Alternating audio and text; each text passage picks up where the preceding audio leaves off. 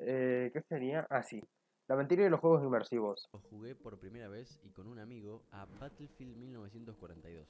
Me acuerdo de que él me dijo que estábamos en la Segunda Guerra Mundial, en un escenario de Estados Unidos contra Japón, y mientras manejábamos diferentes vehículos, armas e íbamos disparando, obviamente sin dejar de ser estratégicos, no sé por qué, pero me sentí muy envuelto en esa experiencia. Y eso pasó a pesar de que nos íbamos turnando, porque aún sin tener el control, me gustaba ver lo que pasaba en la pantalla. Al día siguiente, la profesora nos preguntó en un examen oral sobre la Segunda Guerra Mundial y le contamos todo lo que habíamos aprendido. Nos fue como el culo, pero fue un lindo recuerdo. Hace un par de años hice un video hablando sobre la inmersión, y lo primero que se me vino a la cabeza cuando pensé en ese tema fue, ok, me siento en el mundo del videojuego, me siento en la piel del personaje, el agua es real, las hojas son reales, el fuego.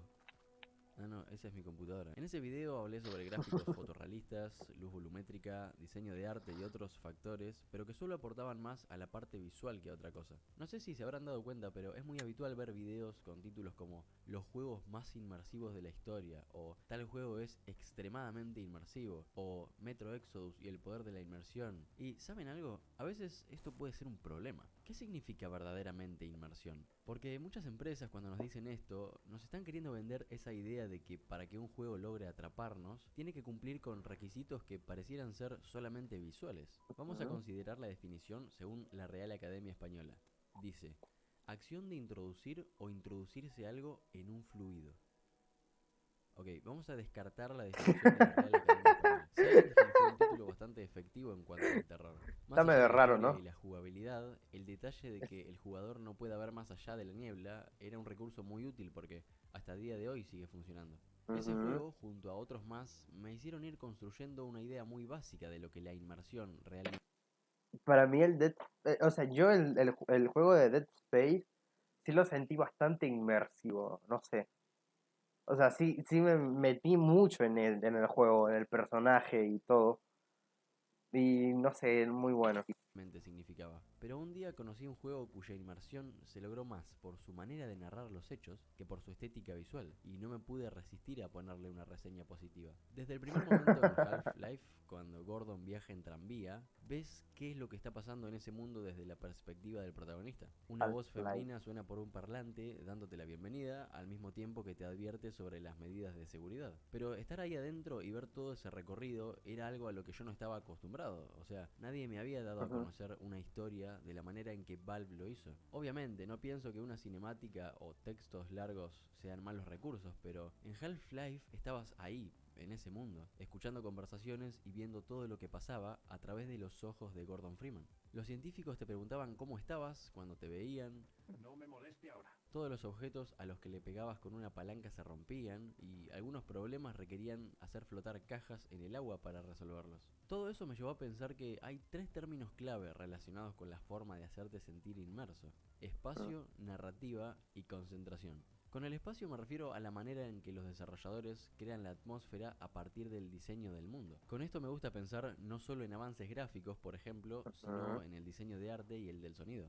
Hay videojuegos donde el sonido te saca de la inmersión. Por ejemplo, en God of War hay una escena de un terremoto donde el sonido no encaja para nada con el de un terremoto. Muchas veces un título necesita de esos elementos para construir un Dios, qué ambiente buen parecido a algo juego. real y que eso resulte creíble para el jugador. Hay muchísimos ejemplos de buen nivel técnico y estético. Modern Warfare 2, la saga Metro, Red Dead Metro, Redemption True, 2, Horizon Forbidden West el o cualquier simulador Horizon, que God of necesite War, lograr una mínima calidad visual para que el jugador se sienta lo más cercano posible a al la costo. actividad que le están proponiendo. Pero otras veces Es no es como el necesaria esa VR, ¿no? credibilidad para que te sientas inmerso. Es algo parecido a lo que me pasó con Subnautica, por ejemplo. El diseño no es fotorrealista y las primeras Ujú. impresiones son las de un mundo diferente al nuestro. Pero hay algo que tiene la profundidad del océano que puede o ser un espectáculo visual y envolverte, o bien puede darte un poquito de miedo. De miedo. Algo torcida, retorcida con mi chute.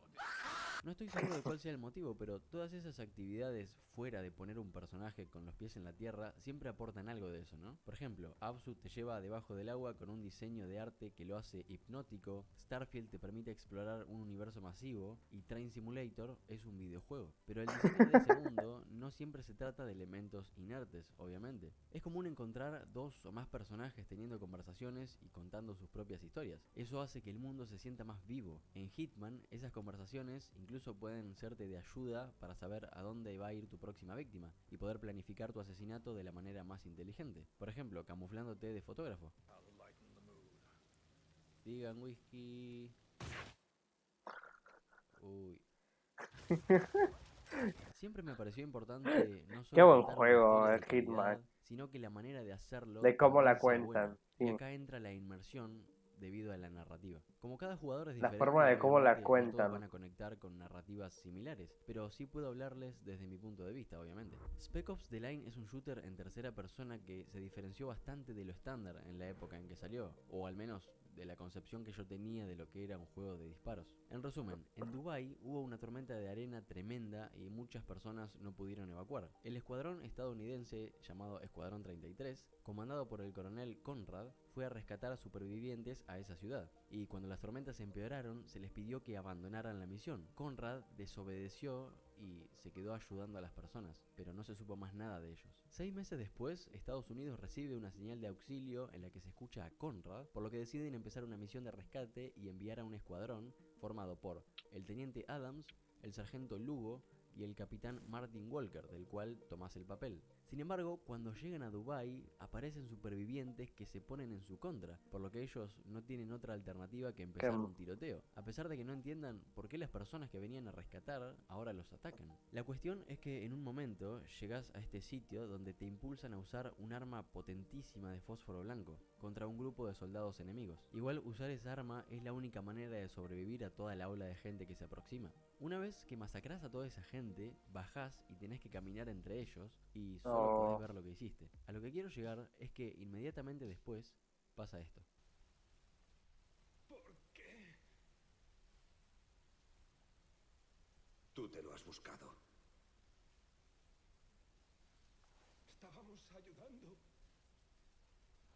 ¿Cómo que?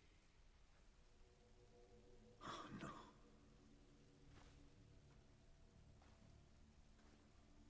¿Esos son civiles?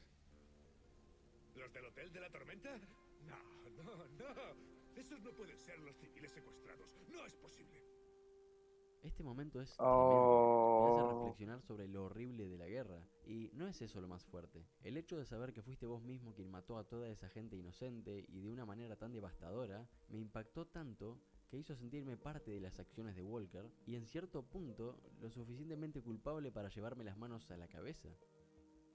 Otra manera de sentirte inmerso en un videojuego es a partir de la concentración que conllevan ciertas tareas, sobre todo las de gestión y estrategia, lo que también necesita estar acompañado de mecánicas interesantes. En Stardew Valley tomás el rol de un joven que casualmente es nieto de su propio abuelo, y no estoy del todo seguro, pero en teoría el abuelo se queda dormido para siempre o algo así, y te deja como regalo su granja. No se me ocurrió ningún nombre original, así que le puse granja, pero tampoco va a afectar la narrativa. De este regalo de tu abuelo te enterás en una carta muy emotiva que él escribió en un momento en el que él te dice: te adjunto las escrituras de mi orgullo y felicidad.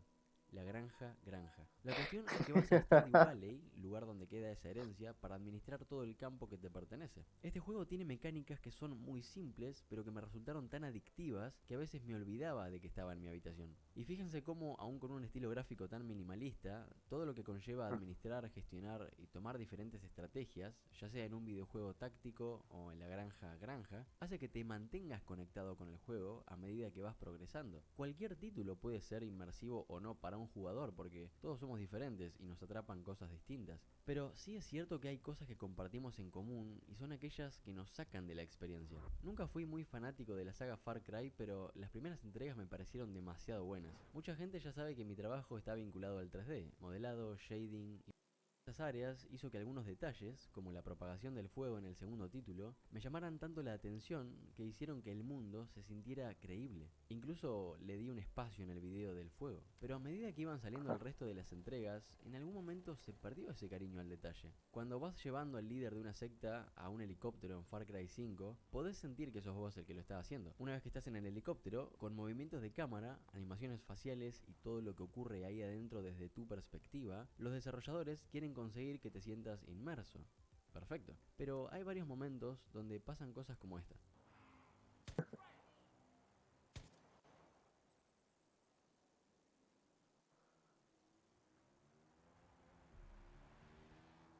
Muchos factores técnicos hacen que dejes de conectar con un título, y no solo es Los una inteligencia bugs, artificial mal diseñada. Las pantallas de carga eternas, las paredes invisibles pero demasiado evidentes o bugs muy notorios los son bugs. cosas que pueden quitarte de un momento a otro de ese mundo ficcional. Son los puntos débiles donde es más probable que una atmósfera deje de funcionar. Pero también existen otros motivos que hacen que se pierda la inmersión, que no tienen que ver directamente con problemas técnicos, sino con decisiones de diseño, como puede ser una interfaz no integrada, Mala entornos interfaz, vacíos o true. una dificultad desequilibrada. No es lo mismo abrir un mapa en Horizon Zero Dawn, donde sentís que la experiencia se pausa, a abrir un mapa en Metro Exodus, donde realmente estás abriendo un mapa dentro del propio Del videojuego, juego. y eso Sí, ayuda a la inmersión. Decir que un videojuego es inmersivo es arriesgarse al error, porque que un título resulte o no de esa manera puede depender del diseño de su espacio y del sonido, de su narrativa o de sus mecánicas.